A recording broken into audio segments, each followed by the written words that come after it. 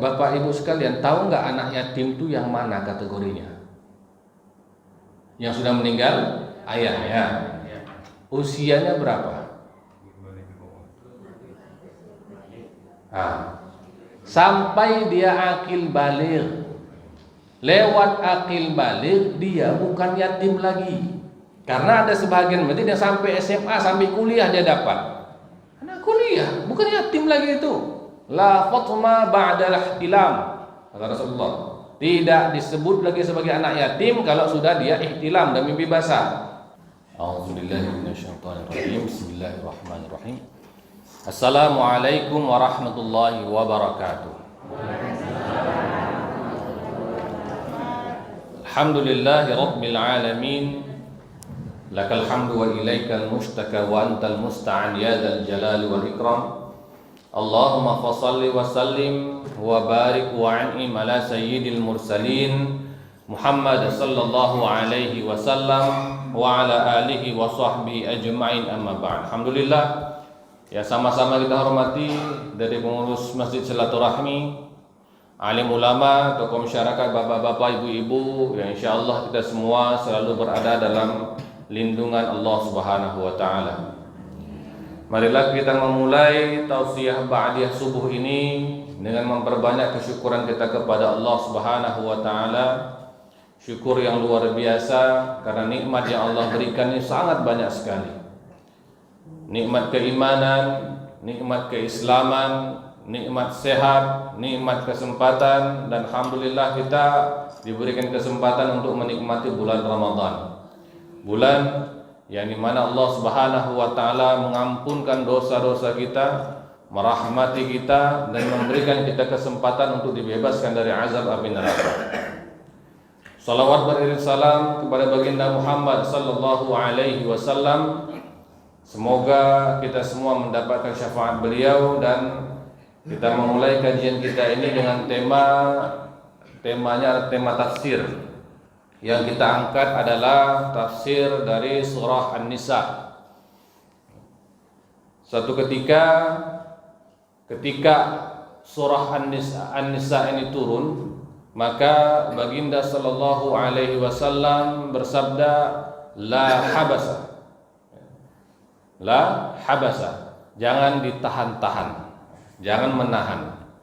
Para ulama berbeda-beda pendapat terkait dengan perkataan beliau, apa yang dimaksud dengan jangan ditahan.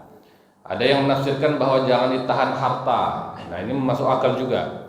Jangan ditahan wanita. Maksudnya tahan wanita bagaimana? Dulu hukuman untuk wanita-wanita yang melakukan zina itu adalah ditahan di dalam rumahnya sampai datang keputusan Allah Subhanahu wa taala.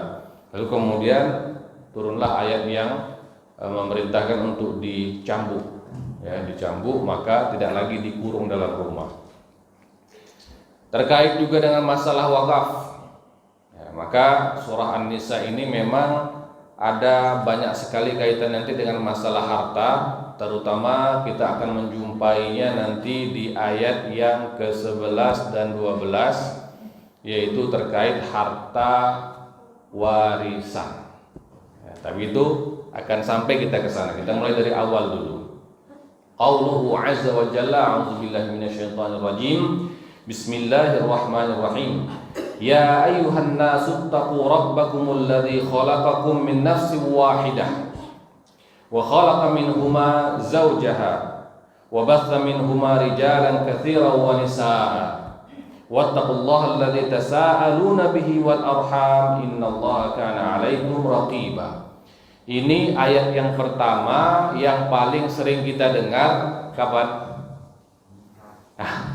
Bapak Imam hafal ya. Ayat yang selalu disampaikan, dibacakan ketika orang menikah. Nah, ini Bapak Ibu udah lupa ya. Udah lama kali kami nikah. Saya tidak ingat lagi ayatnya.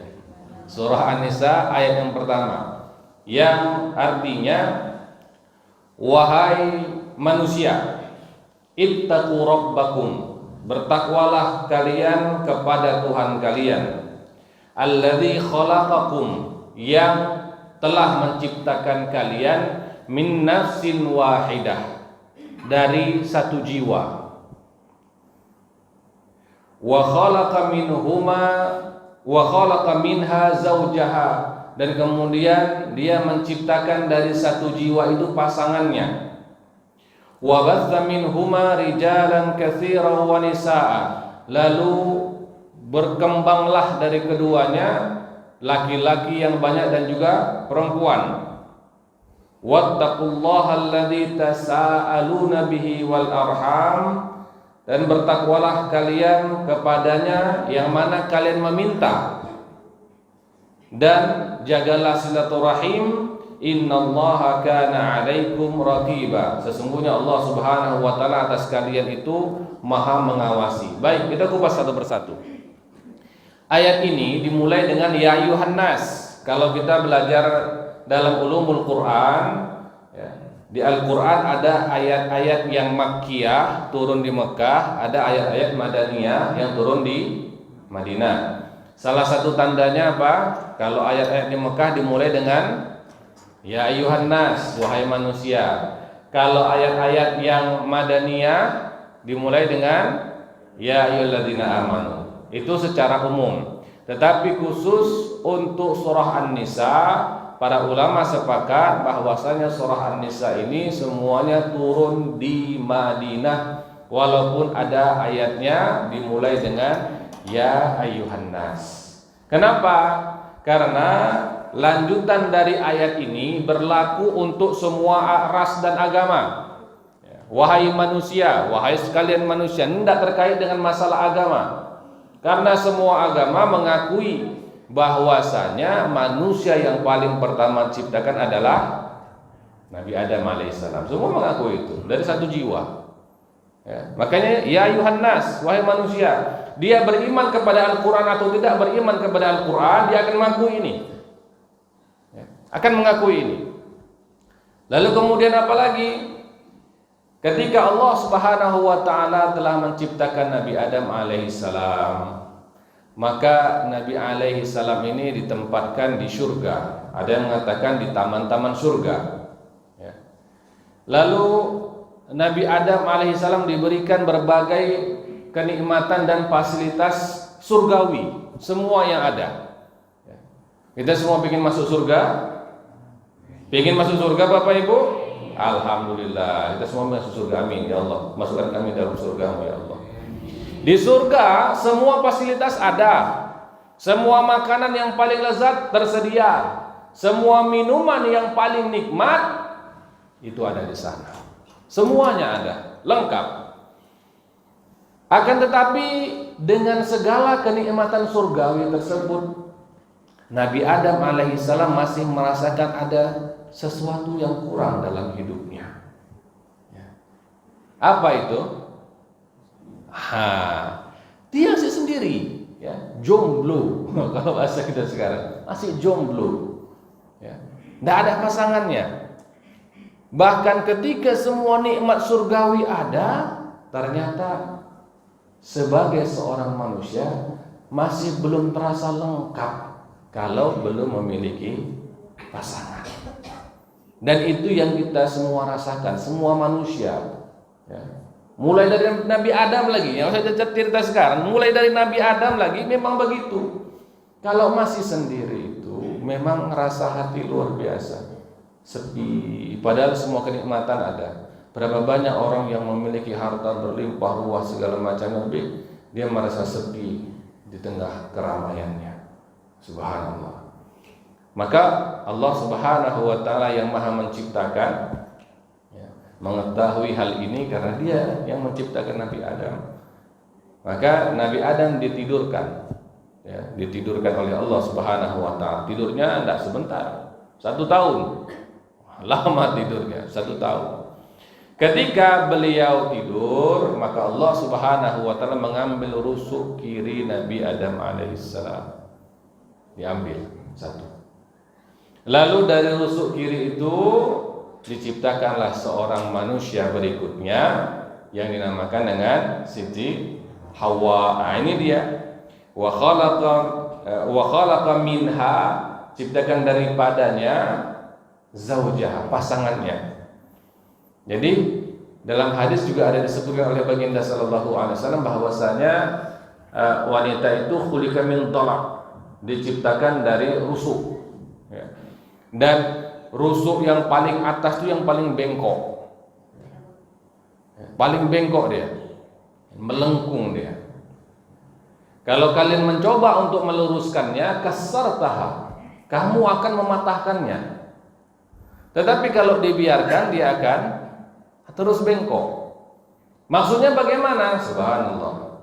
Ayahanda sekalian, kita semua tahu ini, iya kan? Kita tahu bahwa istri kita itu diciptakan dari tulang rusuk yang bengkok. Tabiatnya sama semua karena asalnya memang dari sana. Ada yang wanita itu memang bengkoknya benar-benar bengkok dia. Ada yang bengkoknya sedang aja, nggak terlalu bengkok. Rusuk kiri yang paling bawah, agak stabil sedikit dia. Makanya ketika kita mendapatkan pasangan kita, istri kita, kadang-kadang ada dapat istri yang bengkoknya agak-agak stabil sedikit. Nah ini enak, ya. Agak enak meluruskannya. Dibilang sayang gini. Ya. Bu gini. Iya pak. Ada yang begitu kan? Ada yang dapat memang bengkok kali dia. Dikasih tahu A, dijawabnya B, C, D, E. Kita sekali ngomong pak, dia ngomong 5 kali. Kita suruh sekali, dia merepet 5 kali. Ada yang begitu? Ada. Ibu-ibu yang mengerti. Jadi jangan pernah membandingkan istri kita dengan istri orang lain. Nasib beda-beda. Ada yang dapat rusuk atas, ada rusuk bawah. Dan kita semua ngerti itu Pak. Cuman kadang-kadang kita lupa. Sehingga ketika kita mendapati istri kita tidak mau nurut sama kita, tidak mematuhi kita, tidak langsung mengerjakan apa yang kita suruh, kita langsung marah. Betul nggak Pak? Saya juga begitu. Ya, kita cerita orang lain juga begitu. Kadang-kadang kita lupa. Makanya kita perlu diingatkan bahwa istri kita itu memang dia rusuk, memang bengkok dia. Keras kita sama dia, patah Pak. Karena wanita itu subhanallah. Ini agak mohon maaf nih Ibunda ya. Wanita itu agak lucu ya Pak ya. Kita biarkan dia ngelunjak. Kita marahin, dia itu pecah. Nah, kita ini harus gimana ya kan? Makanya kalau kata orang-orang dahulu, perlakukan istrimu seperti layang-layang. Nah, tapi bukan dimainkan Pak, maksudnya kadang-kadang ada masanya kita tarik, kadang kita lepas, atau seperti memancing, mancing. Kalau terus tarik itu putus tali, hilang. Tapi kalau diluruskan terus dibiarkan, nah dia pun hilang sana. Makanya pandai-pandai kita. Setiap orang mendapatkan nasib yang beda-beda ketika memperoleh pasangan. Jangan bandingkan istri Anda dengan seorang lain, tidak sama. Rezeki dia dapat istri yang ngangguk-ngangguk, iya. Ada ketemu yang istri orang Batak, marganya Siregar, Boru Regar itu kan terkenal. Ya, dikasih tahu sekali, mepetnya 10 kali Pak. Itu nasib bapak lah itu kan. Ya. Tapi memang begitu, nggak bisa kita pilih-pilih lagi. Dia memang diciptakan dari kita. Seburuk apapun dia, itu akan kembali kepada diri kita. Mirip seperti kita memaki cermin. Kita lihat buruk kali ini orang dalam cermin ini. Apa awak yang di situ? Ya muka awak rupanya. Nah ini kan. Maka kalau ingin rumah tangga itu sehat, rumah tangga itu baik-baik saja, selalu ingat-ingat yang kita sering lupa ini. Ya, sering ingat-ingat lagi, memang istri itu bengkok pula dia. Ya, jangan dibiarkan terus bengkok Pak, agak kita pandai-pandai lah, ya, pandai-pandai terus pelan-pelan. Insya Allah, sabar kita menghadapinya, sabar kita meluruskannya, dia akan menjadi orang yang paling mencintai kita. Orang yang paling menjaga kita di saat kita tak mampu menjaga diri kita. Kenapa? Karena yang posisi rusuk di mana? Dia melindungi jantung, ya kan? Kenapa rusuk itu bengkok? Supaya dia bisa melindungi organ terdalam tubuh kita. Kenyataannya ketika kita sudah tua, Pak, istri kita itulah orang yang paling ikhlas merawat kita. Betul? Ya, betul bukan? Padahal kalau ditengok-tengok suaminya sudahlah kurus, karena penyakit, udah kurus, hitam, dekil, buang air sembarangan. Kalau dipikir-pikir cari lain aja lah. Kan begitu. Atau hidup sendiri aja lah, bisa aku hidup sendiri. Tapi tidak dilakukan oleh para istri, luar biasa. Malah dilindungi, dijaga, ya kan? Nah, itu kenapalah mereka dibuat dari tulang rusuk. Mari kita sama-sama ingat nih Pak ya, sama-sama kita ingat untuk terus mencintai istri kita. Wa batha minhuma rijalan katsiran wa nisaa. Dan dari keduanya inilah muncul generasi-generasi, berkembang lebih banyak terus lebih banyak terus lebih banyak. Ya, subhanallah, populasi umat manusia di dunia sekarang berapa? 7 miliar. Nah, itu dari satu orang dulu tuh. Itu yang hidup sekarang, belum yang 10 tahun lalu hidup, sekarang sudah meninggal kan. Jadi luar biasa banyaknya. Keturunan dari Nabi Adam alaihissalam. Sehingga apapun suku, agama, ras, kita itu sebenarnya masih tetap bersaudara dari satu ayah yang sama, yaitu Nabi Adam alaihissalam. Ya, kalau dalam Islam kan kita sudah diajarkan ada namanya ukhuwah Islamiyah, persaudaraan yang kita bangun atas dasar kesamaan sama-sama orang Islam. Ada ukhuwah wataniyah, persaudaraan yang kita bangun karena kita sama-sama satu bangsa dan satu negara. Ada lagi ukhuwah insaniyah, persaudaraan sesama manusia. Kita nggak kenal dengan orang yang misalnya di India sana, ya, atau di Bangladesh sana, nggak kenal, atau di Myanmar atau di Rohingya, kita nggak kenal. Tetapi ketika mereka dapat musibah, hati kita ikut merasakan bahwa apapun agama dia tetap masih satu saudara dengan kita, yaitu persaudaraan sesama manusia.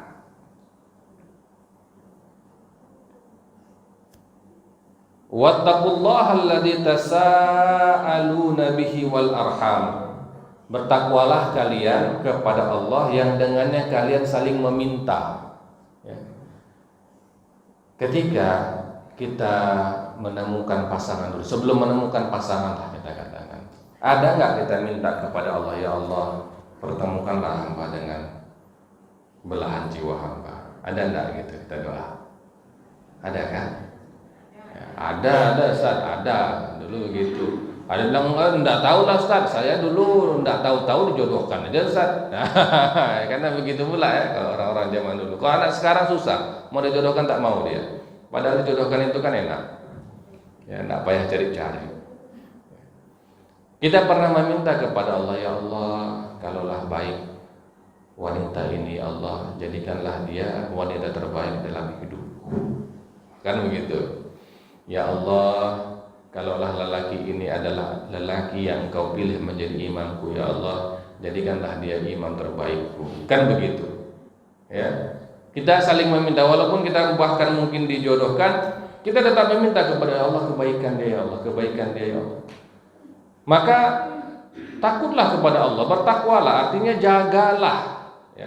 Jangan rusak ikatan rumah tangga yang sudah Allah berikan kepada kita itu dengan dosa-dosa. Maksudnya dosa-dosa apa? Apa yang paling sering membuat retak sebuah rumah tangga?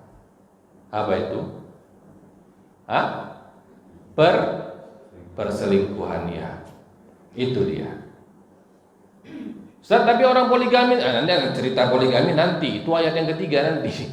Belum cerita itu sekarang. Kita masih cerita satu istri dulu, ya. Karena Syekh Ali Jum'ah pernah ditanya dalam satu dialog, ini membahas tentang masalah nikah satu, monogami ataupun poligami. Beliau ditanya, wahai Syekh Ali Jum'ah ini adalah dulu mufti Mesir, ya.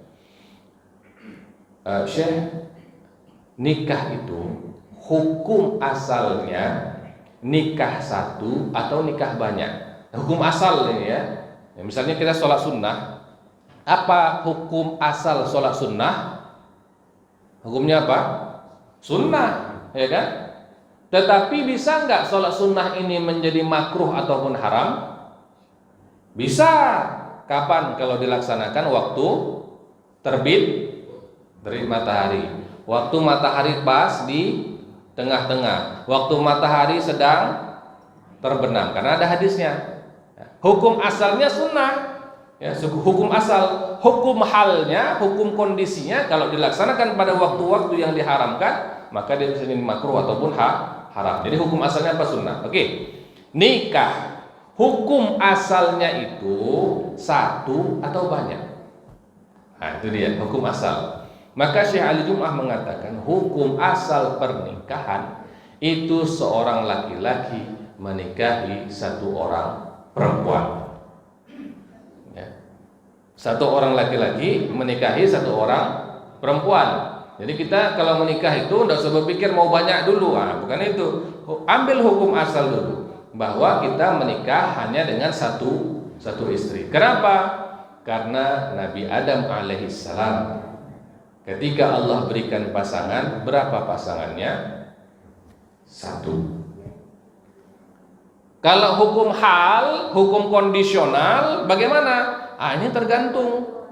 Ya, tergantung. Kalau misalnya di masa Rasulullah terjadi perang, ya, meninggal sahabat, lalu istrinya menjadi janda, itu hukum hal namanya. Selamatkanlah janda itu. Kan begitu. Rasulullah dan para sahabat-sahabatnya sering begitu. Ya. Kalau kita baca sirah nabawiyah, termasuk istri-istri Nabi itu, seperti misalnya Saudah wafat istrinya. Ya, karena dia tinggal sendiri, ya tidak ada yang mengurusi dia, umurnya sudah tua, maka Nabi yang menikahi dia. Ummu Salamah begitu juga, wafat suaminya Abu Salamah setelah pertempuran Uhud, lalu beliau tinggal sendiri, punya anaknya 4, siapa yang menafkahi? Tidak ada, maka sahabat berlomba untuk melamarnya, tapi Ummu Salamah yang menerima pinangan dari Rasulullah. Jadi hukum asalnya satu. Hukum halnya bisa nanti kita bahas di surah An-Nisa ayat yang ketiga, masna wa sulasa wa ruba'. Nanti kita bahas. Ya, jadi kalau kondisinya aman-aman saja, tidak ada hajat dan kebutuhan, maka tidak usah kita kepikiran mau banyak-banyak. Salah, keliru. Karena hukum asal nikah berapa? Satu. Ya. Oleh karena itu, untuk membuat pernikahan tadi langgeng, sehat, kita harus menjaga diri kita dari yang namanya perselingkuhan. Tidak usah dimulai. Ayahanda yang dirahmati Allah Subhanahu wa Ta'ala, mungkin ayahanda ini lebih pengalaman daripada saya. Wanita itu memiliki insting yang sangat tinggi terhadap suaminya. Ada saja di dalam hati suami ini kepincut sama wanita lain, istri tahu, ya, betul Bu? Saya tidak tahu lah kok hati ibu-ibu, tapi kalau saya lihat-lihat tuh begitu, ya. Misalnya lah kita jalan gitu berdua, istri nengok ke sana, kita nengok ke sana, ya. Yang kita tengok rupanya ada pula kepincut kan? Tiba-tiba datang dorongan itu dari samping, agak menyakitkan. Apa itu ya? Tidak ada. Ya, tidak ada. Wanita itu memiliki insting yang luar biasa terhadap suaminya. Itu sebenarnya bukan sesuatu yang aneh, bukan hal yang aneh itu. Kenapa? Karena wanita itu berasal dari dirinya. Jadi apa yang dia rasakan itu dirasakan oleh istri. Itu ada koneksi namanya, ada kontak batin istilahnya. Sama seperti seorang anak terhadap ibunya. Kalau anaknya ada apa-apa, ibunya yang paling pertama terasa. Anaknya di mana, ibunya terasa langsung. Kenapa? Itu anak dari dia, gitu. Itu anak dari dia. 9 bulan dalam perutnya, ya. Darahnya mengalir dalam darahnya. Makanya seorang ibu itu sangat tahu tentang anaknya. Ya, subhanallah. Maka ketika kita sudah meminta kepada Allah Subhanahu wa taala agar menjadikan pasangan kita adalah pasangan terbaik dalam hidup kita, maka kita bersikaplah waspada. Takutlah kita kepada Allah. Nggak usah takut sama istri. Ya, saya sangat menentang ikatan suami takut istri. Anda, itu tidak ada itu Pak. Laki-laki tidak boleh takut sama istri. Tetapi suami harus memuliakan istri, menjaga perasaannya, menjaga harga dirinya. Setuju? Baik. Wal arham, dan silaturahim, ya, itu kita jaga juga. Nggak ada orang yang lebih peduli kepada kita melebihi keluarga kita. Jangan bilang saya Ustaz punya sahabat lebih dekat lagi daripada keluarga saya. Tidak ada. Kita bertengkar dengan saudara kita, lalu kemudian kita kena masalah, saudara kita masih mau nolong kita, tapi kita bertengkar dengan sahabat kita, nggak akan dia tolong kita itu. Percayalah.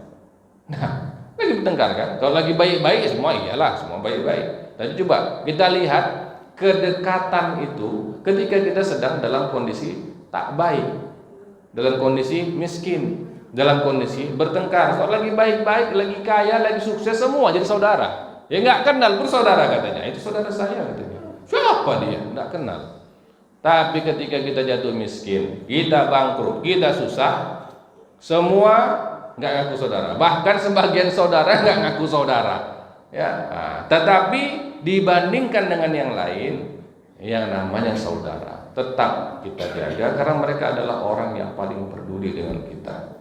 Ya, darah itu kental, istilahnya. Darah itu kental. Ya, keakraban, ikatan sesama saudara itu tetap dia tidak bisa kita pisahkan. Innallaha kana 'alaikum raqiba. Sesungguhnya Allah Subhanahu wa taala atas kalian itu Maha mengawasi, raqib. Ya. Kalau di Saudi itu, di Arab Saudi, di persimpangan lampu merah ada namanya kamera al-muraqabah, kamera pengintai, CCTV kalau bahasa kita. Allah Subhanahu wa taala terhadap kita itu Maha mengawasi, ya, kamera pengawas. Jadi mirip seperti itu. Kita semua, Bapak Ibu sekalian, sesungguhnya selalu diawasi oleh Allah Subhanahu wa taala. Kita diawasi. Apalagi ini terkait dengan masalah ikatan suami istri. Saya pernah punya kasus, jamaah datang kepada saya nanya masalah, ya, dia mencurigai suaminya selingkuh. Saya tanya, tahu dari mana? Itu kan saya tanya begitu kan, wajar. Nggak tahu Ustaz. Pokoknya saya dah merasa. Itu pertama. Beberapa waktu kemudian dia hubungi lagi. Ini Ustaz dapat buktinya Ustaz. Jadi sebelum ada bukti pun, entah bagaimana istrinya tahu. Ya. Bukti tidak ada. Ya. Tetapi sudah tahu. Ya. Inilah. Ya. Kalau kita sudah berumah tangga itu Allah yang mengawasi kita. Mau ngapain kita di luar, istri kita tak tahu. Mana tahu dia? Kita izin dari rumah, sayang pergi kerja dulu ya. Ya. Mana tahu-tahu dia? Tidak ada di HP kita itu alat penyadap, tidak ada. Tetapi kalau kita macam-macam di luar, Allah yang memberitahukan kepada istri kita ada sesuatu tentang suami. Itu. Jadi kalau kita mau baik-baik rumah tangga itu sudahlah, sikap yang bagus-bagus sajalah. Ya, yang bagus-bagus saja, normal-normal saja. Ya, enggak usah yang aneh-aneh. Toh hidup kita enggak lama. Apalah mau dikejar kali itu. Enggak ada.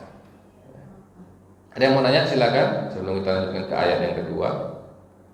Ada? Ini ceramahnya berapa menit, Pak? Sampai syuruk? Saya tengok tulisannya ini 25-30 menit. Oh, yang malam ya. Baik. Ada yang mau nanya? Kalau 25-30 menit enggak habis gaji kita nih. Ada? Enggak ada? Kalau ada yang mau nanya silakan nanti ya. Kita lanjutkan ayat yang kedua. Auzubillahi minasyaitonir rajim. Wa atul yatama amwalahum wa la tatabaddalul khabitha bit thayyib wa la ta'kulu amwalahum ila amwalikum innahu kana huban kabira. Dan berikanlah kepada anak-anak yatim harta mereka, ya kalau mereka sudah dewasa tentunya, ya. Wala tatabaddalul khabitha bit thayyib, janganlah kamu menukar yang baik dengan yang buruk. Ini terkait dengan masalah wali dari anak yatim.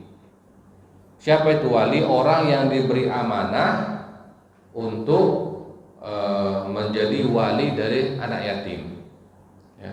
Dia biasa yang memegang harta warisan dari orang tua si anak itu. Jangan ditukar-tukar. Kalau memang itu adalah harta dia, jangan tukar-tukar. Ya, jangan nanti ada misalnya nih, misal ada tanah, ya, tanah dia kebetulan sama tanah si ayah dari anak-anak yatim ini depan belakang. Nah, tiba-tiba dibuatlah pelebaran kawasan depan rumah si almarhum bapak itu ada jalan. Ya, kalau udah ada jalan tentu harga tanah naik. Besarnya sama. Ini 100 meter 1 hektar, di belakang 1 hektar. Tapi harganya kan beda kan? Ya. Yang dekat jalan tentu lebih mahal daripada yang belakang. Nah, jangan tukar-tukar, sudahlah, ya, lebih kurang. Ya, ini mereka masih kecil lagi, udahlah, biar mereka masih kecil, yang belakang aja lah. Enggak boleh. Harta mereka. Jangan ditukar-tukar. Tak boleh. Ya, ada istilah tukar guling. Anak-anak kecil mana tahu dia itu. Ya, orang-orang yang masih muda mana tahu masalah tukar guling itu. Ya aja dia. Yang di sana tukar aja lah kita gini-gini ya. Ya paman. Pamannya pula dari masalah ini. Ya. Wala ta'kulu amwalahum ila amwalikum, jangan kalian makan harta mereka ke dalam hartamu. Artinya harta mereka ya harta mereka, jangan harta mereka ya harta kamu. Harta kamu ya harta kamu. Ini kan kurang ajar. Ya, sebagai wali, ya kan? Apa untuk yang kita pakai ini untuk makan kita? Itu ada harta yang kalian kita pakai ya, pakai makan sama-sama semua. Nah, boleh. Harta anak yatim ya harta anak yatim, jangan ganggu. Nggak boleh. Ya. Tidak boleh. Harta anak yatim tidak boleh diberikan kepada yang bukan anak yatim. Nah, terkait dengan masalah harta anak yatim ini ada sedikit ingin saya singgung masalah di masjid kita ada infak anak yatim. Hasil tabung anak yatim itu diberikan kepada siapa? Anak yatim, Bapak Ibu sekalian, tahu nggak anak yatim itu yang mana kategorinya? Yang sudah meninggal ayahnya. Usianya berapa? Sampai dia akil baligh. Lewat akil baligh dia bukan yatim lagi. Karena ada sebagian masjid yang sampai SMA, sampai kuliah dia dapat. Anak kuliah, bukan yatim lagi itu. La fatma ba'dal ihtilam, kata Rasulullah. Tidak disebut lagi sebagai anak yatim kalau sudah dia ihtilam dan mimpi basah. Berapapun umurnya, tapi memang kita kan tak mampu pula kita tengok Fulan sini dan mimpi basah kau, kan tak mungkin pula kita tanya, ya kan? Nah, itu masing-masing lah. Tetapi kalaupun dia tidak ihtilam, tidak mimpi basah, ataupun anak perempuan tidak juga haid, maka batasannya berapa tahun? 15. Nah, itu ambil di situ saja. Sesuatu yang pasti bisa dipertanggungjawabkan, usia saja ambil. Ya. Nah, itu lewat 15 sudah, jangan lagi diberikan uang anak yatim. Kenapa begitu, Ustaz? Nanti pengurus ditanya sama Allah, kenapa kau berikan uang anak yatim kepada yang bukan anak yatim? Gimana mau menjawabnya? Kalau masalah minta, semua ibu-ibu yang suaminya meninggal itu minta, Ustaz, anak saya yatim, Ustaz, anak saya yatim. Ada yang kan minta. Dia kan minta. Yang menjadi penanggung jawab harta itu kan ya pengurus kan. Pengurus nanti akan ada sama Allah. Kasih aja lah, kasih aja, bapak aja lah yang ngasih. Cuma sebut begitu, bapak aja lah yang ngasihnya, ini uangnya. Nanti kalau ditanya sama Allah, bapak ya, jangan saya. Ya, hati-hati, masalah harta anak yatim ini bukan perkara sepele.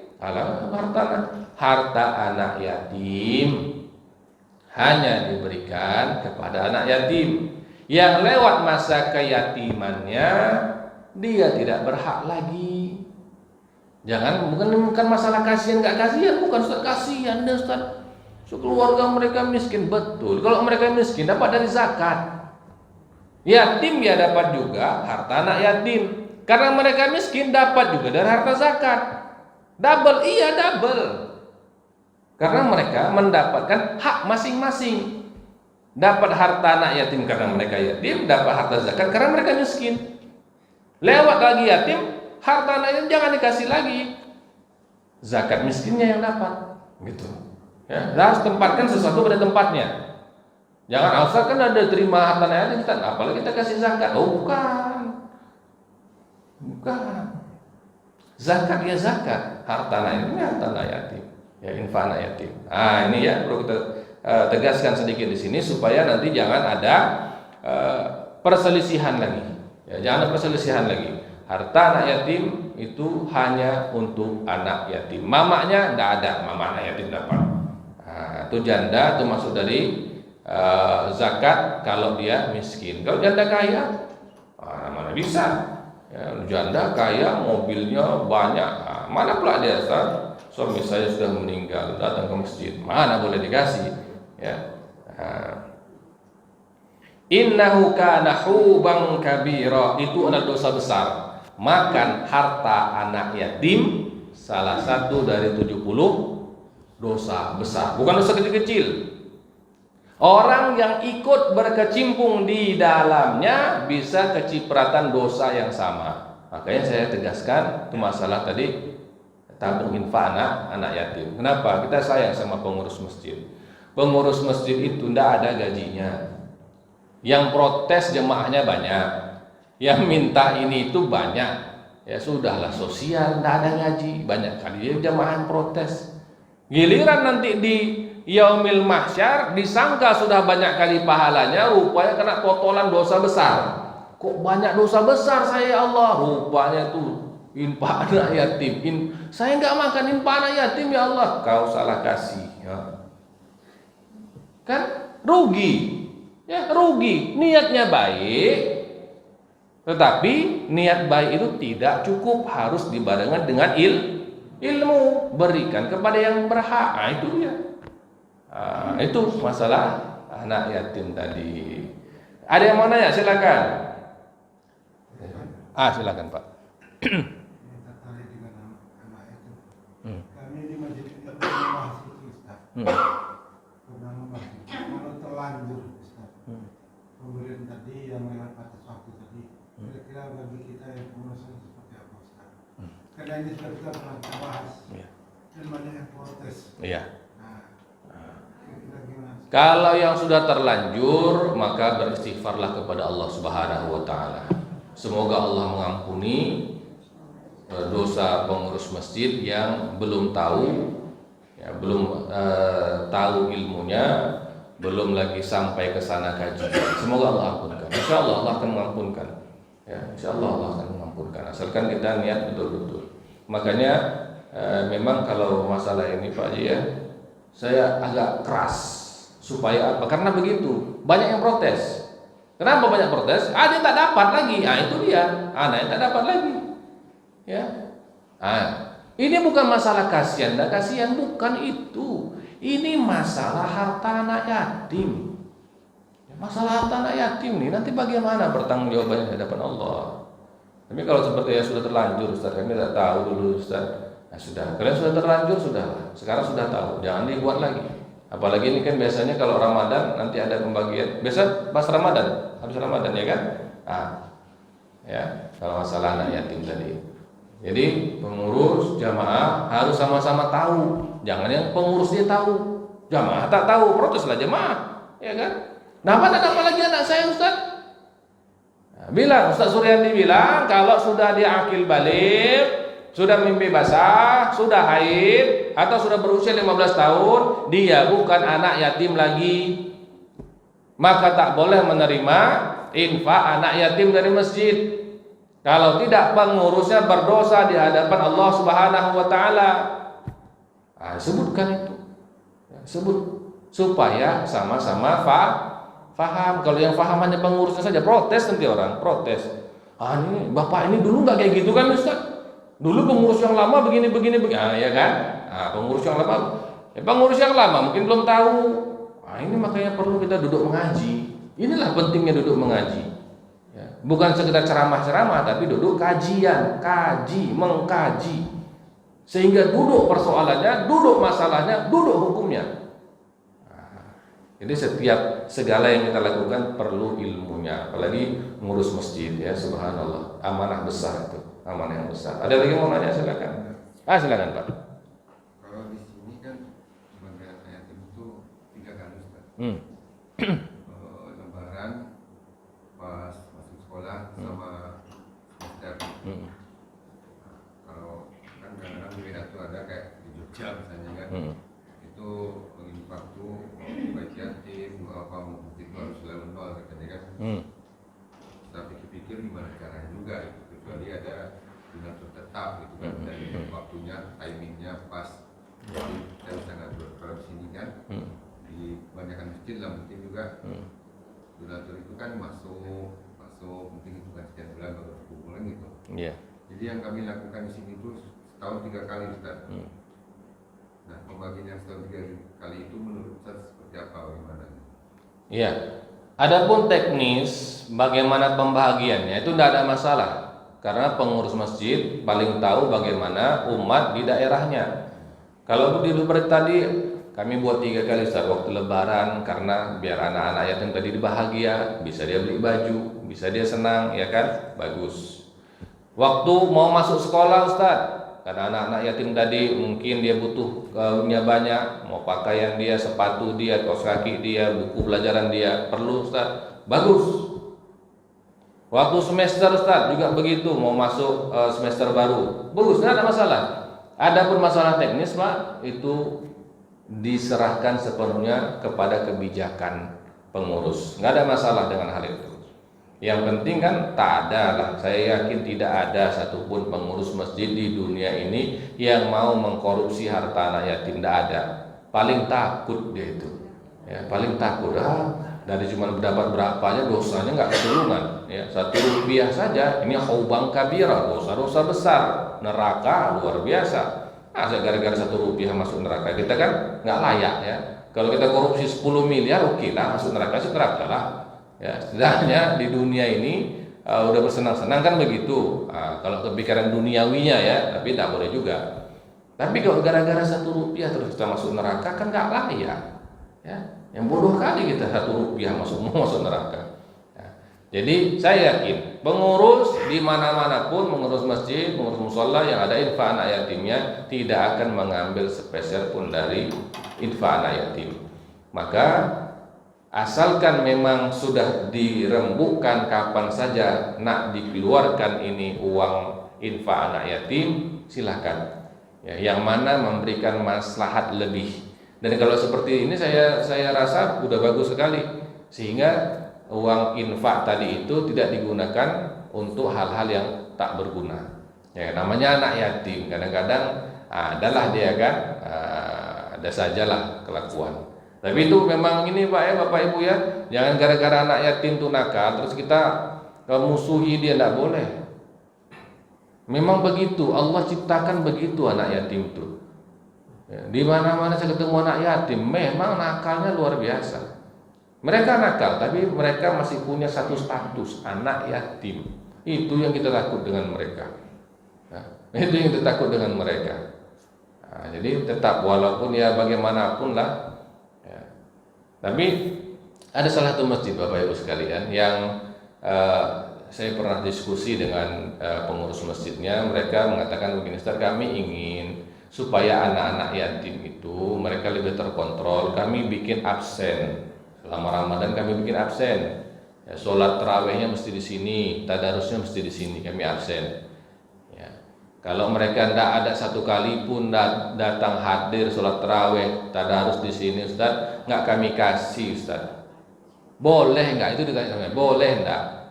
Ya, saya bilang sebenarnya nggak boleh Pak, tapi ancam sajalah. Ya sebenarnya tak boleh berikan juga, tetapi ancam sajalah. Ya, diancam supaya apa? Gitu, motivasi. Ya, yang nggak ada, tapi ini diam-diam lah pula pengurusnya kan. Jangan pula tersebar. Itu ancaman saja tuh. Tak ada yang datang jadinya. Sama aja. Ini salah satu salah satu trik ya yang pernah saya bahas bersama salah satu pengurus masjid di Kota Pekanbaru. Baik. Ada lagi yang ingin bertanya, Bapak Ibu sekalian? Silakan Pak. Apa kalau pada umumnya kan banyak juga sudah menerapkan seperti yang dikatakan di masjid ini. Saya satu anak yatim itu sebagai santai yang tua tadi kan 3 kali Ustaz. Jadi awal pendidikannya dan rombongan. Ya saya tanya kan begini Ustaz, anak yatim itu kan setiap hari makan. Apalagi hari ini anak-anak itu pendidikannya butuh uang untuk beli paket segala macam. Ketika kita tidak memberikan jatah untuk makan, apakah termasuk itu apa dosa maksudnya?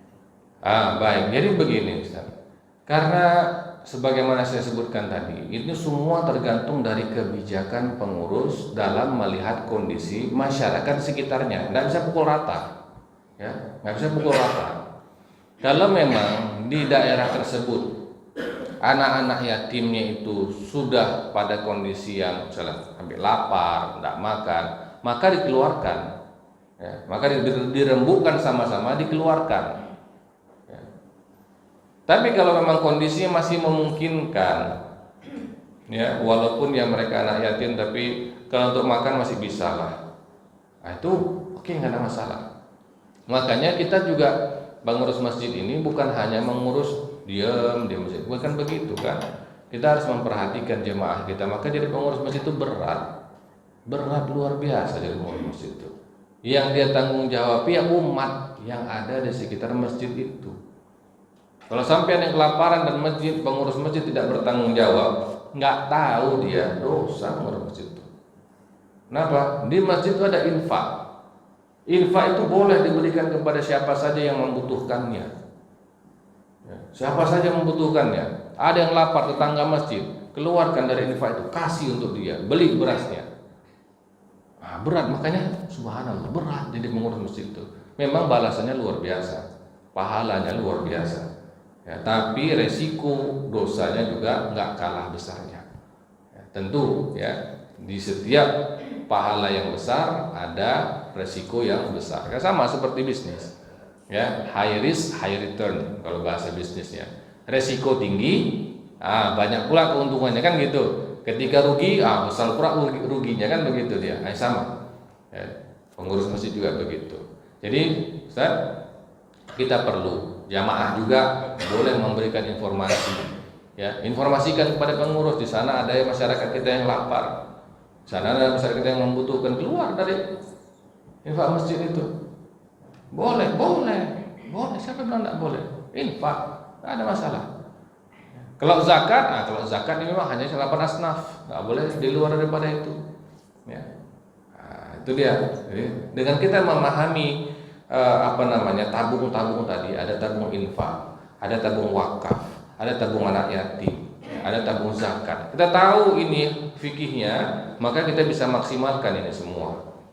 Itulah kenapa untuk mengelola masjid dibutuhkan ilmu. Ya, bukan hanya sekedar kelola seperti yang kita pikir aja, tidak begitu. Semua butuh ilmunya, ya, supaya kita bisa maksimalkan potensi-potensi yang ada di masjid kita.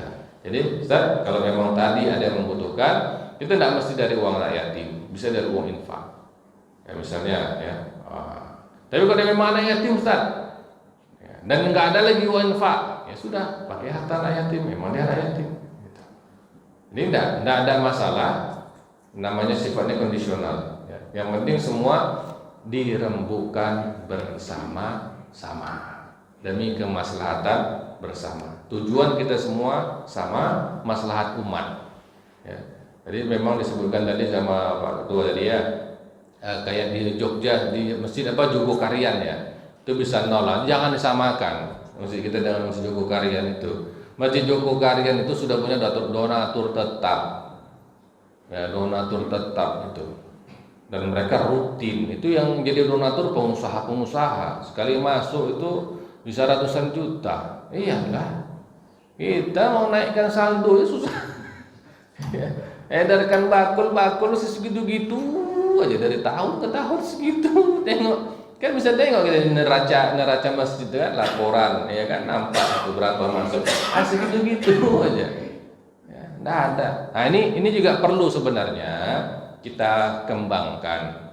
Ya, kalau saya boleh saran, kita punya beberapa orang-orang yang memiliki kemampuan ya, artinya kaya, mampu, minta jadi donatur tetap. Minta donatur tetap ya. Siapa yang mau, sehingga kas masjid itu betul-betul bisa terencana ya.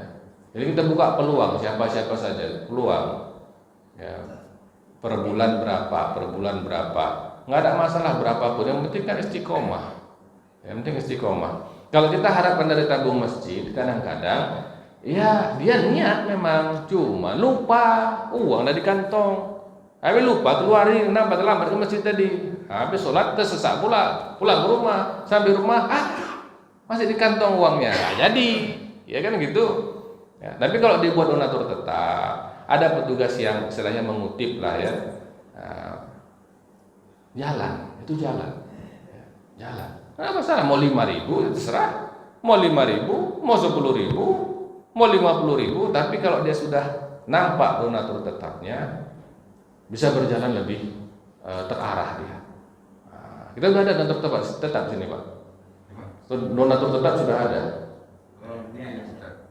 Jadi saya jawab dulu Ustaz. Masalah yatim tadi juga pada saat penyerahan itu kami pernah kan panggil yatim semua sama keluarganya yang mewakili. Kami tawarkan sesuai dengan budget yang ada, kami sudah jumlahkan mau bulanan atau 3 kali setahun. Mereka pilih yang 3 kali setahun ini. Alhamdulillah. Kita udah tawarkan itu. Kita kumpul semua sama orang tua sama anak yatimnya. Kami sarankan mau bulanan, kalau bulanan dapatnya sekian, kalau yang setahun 3 kali dapatnya sekian. Pilih yang mana? Pilih yang 3 kali gitu. Ya. Udah bagus ini, enak kayak gini. Gitu. Nampak rasa ya. Nah, masalah yang bilang tetap tadi, saya udah bikin konsep sebetulnya. Kan ada itu yang namanya zakat maulid ya, yang zakat penghasilan. Jadi saya udah catat sebetulnya nih seluruh pegawai baik swasta maupun yang negeri yang di atas 3 juta ke atas sudah saya catat. Cuma saya belum sampaikan. Caranya saya mengumpulkan yang tadi seperti itu. Cuma belum sosialisasi. Baik. Sekarang saya jawab juga. Ya. Kalau masalah zakat penghasilan tadi, pertama itu dalam fikih klasik tidak ada, yaitu dalam fikih kontemporer. Yang kedua, ketika kita menghitung zakat penghasilan, itu kita harus menghitungnya sesuai nisab. Kalau 3 juta yang kita hitung nih, 3 juta ya, dikalikan 12 bulan, berapa dapatnya? 36 juta. Udah sampai nisab zakat emas enggak? Belum kan? Lalu kenapa kita wajibkan zakat kepada yang tidak wajib zakat? Nampak Pak? Kita mewajibkan zakat karena kata-katanya zakat ya.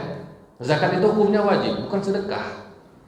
Kenapa kita wajibkan zakat kepada yang tidak wajib zakat? Nah, ini kita mewajibkan sesuatu yang tak wajib, ini dosa besar nih. Tidak sembarangan. Nah, itu. Kalau yang dalam fikih kontemporer disebutkan itu bukan di 3 juta, tapi di 5 juta. 5 juta dikali 12 baru 60 juta. Harga emas sekarang berapa? 1 juta kan? 1 gram ya? 1 emas, 1 gram emas 1 juta lah ya. Ya, anggaplah dulu 1 juta lah. Ibu lebih tahu lah, saya tidak tahu bulan di emas. Kalikan berapa nisab emas? 84 gram. Berarti 84 juta. Yang punya gaji 5 juta saja belum sampai, itu baru 60 juta setahun. Dari mana kita mau mewajibkan zakat untuk mereka? Nampak Pak ya? Idenya bagus, kita apresiasi, tetapi itu tadi kita harus sesuai dengan ilmu. Nah boleh kita mewajibkan sesuatu yang tak wajib karena atas namanya zakat tadi. Nah, itu bisa zalim kita. Makanya yang paling aman itu donatur. Kalau yang hartanya ya, berarti tadi berapa yang supaya bisa kena zakat? Ya yang hartanya mungkin 6 juta pun belum. 6 juta belum. 7 juta? 7 juta pas. 84 juta dia. Yang gajinya 7 juta, baru. Tapi coba lihat, jangan-jangan dia sudah bayar zakat.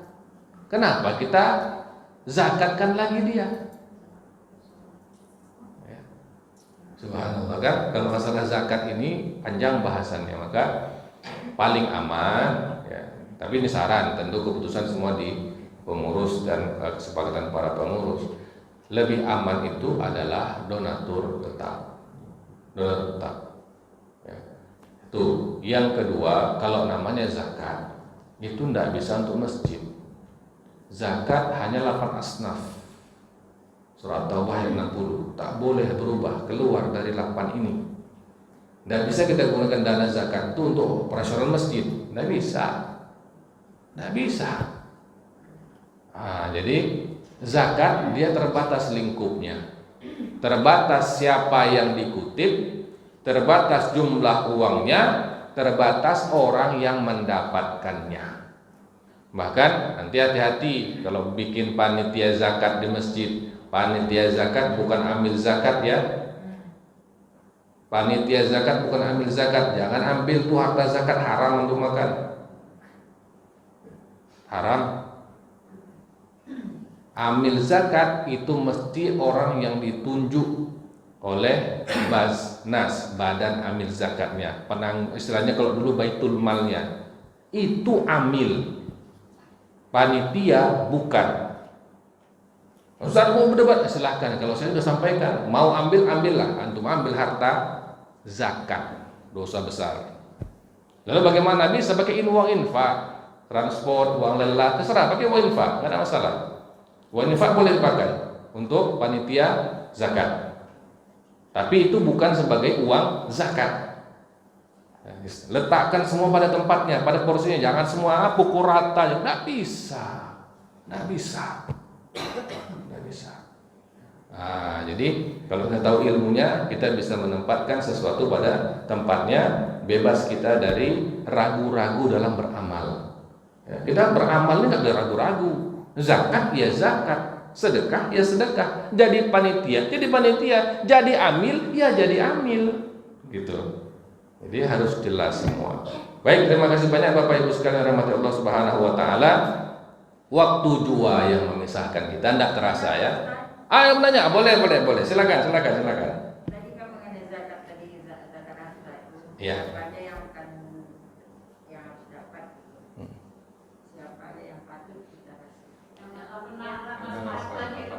Zakat tadi itu mengenai duafa, siapa aja yang wajar kita kasih, yang dari masjid ini yang duafa, Ustaz. Oke. Jadi masalah namanya orang-orang yang mustahiquz zakat ya. Mustahiquz zakat itu ada di surah At-Taubah ayat yang ke-60 ya. Nah, kita langsung saja. Yang pertama itu al-fuqara. Innamas shadaqatu lil fuqara wal masakin. Fakir, miskin ya. Itu yang paling sering ya. Itu yang paling sering. Kalau kita di tempat kita yang paling fakir, miskin. Fakir itu orang yang tidak punya pekerjaan tetap. Kadang ada kerjanya, kadang tak ada kerjanya, mocok-mocok istilahnya. Dan memang tak cukup untuk kehidupannya. Fakir, miskin, orang punya pekerjaan tetap. Punya dia, tetapi hasil dari pekerjaannya itu masih juga tidak cukup. Itu namanya miskin. Ya, jadi kalau ada orang miskin di tempat kita atau orang fakir, ya memang nggak cukup, sudah antara duanya itu, nggak fakir miskin dia itu. Ya, nah itu dia.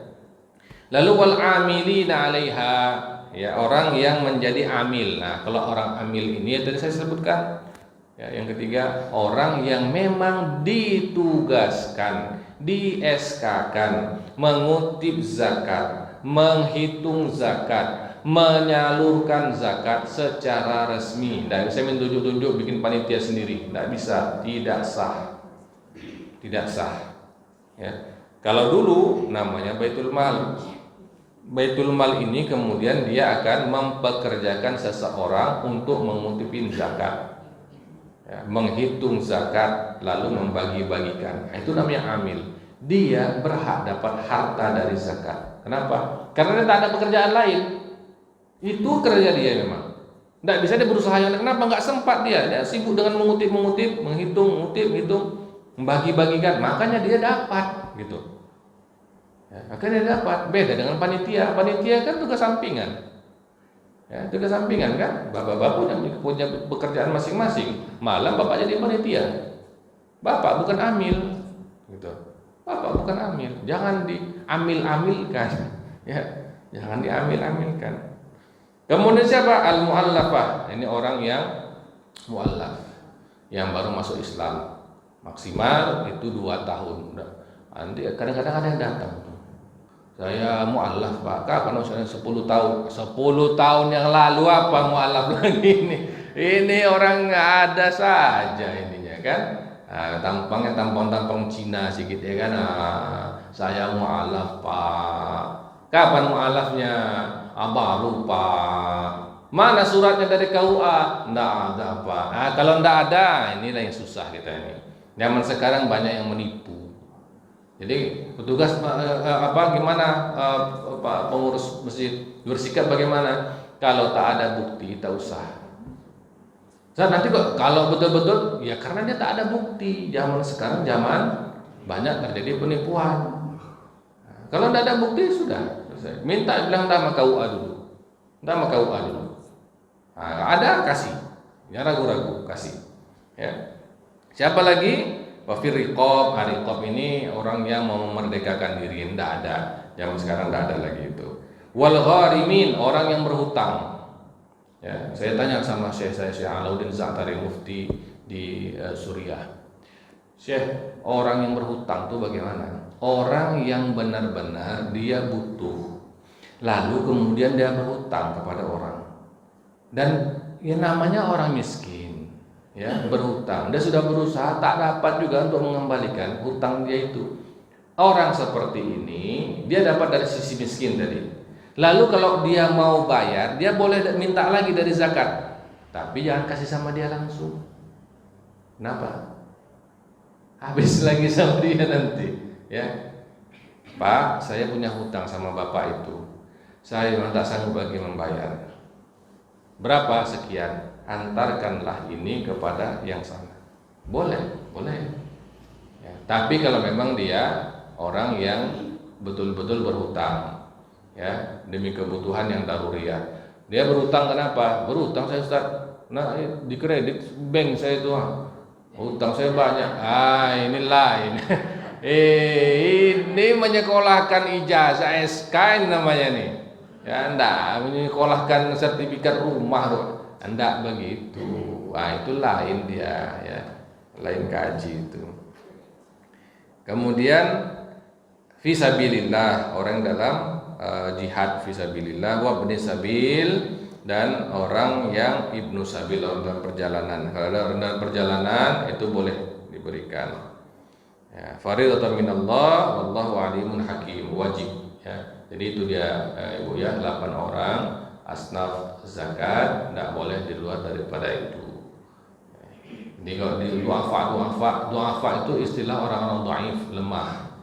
Ya, du'afa ini nanti dia bisa masuk ke miskin ataupun masuk ke fakir. Ya. Terima kasih banyak Bapak Ibu ya, kita sambung lagi pada Kamis berikutnya insyaallah.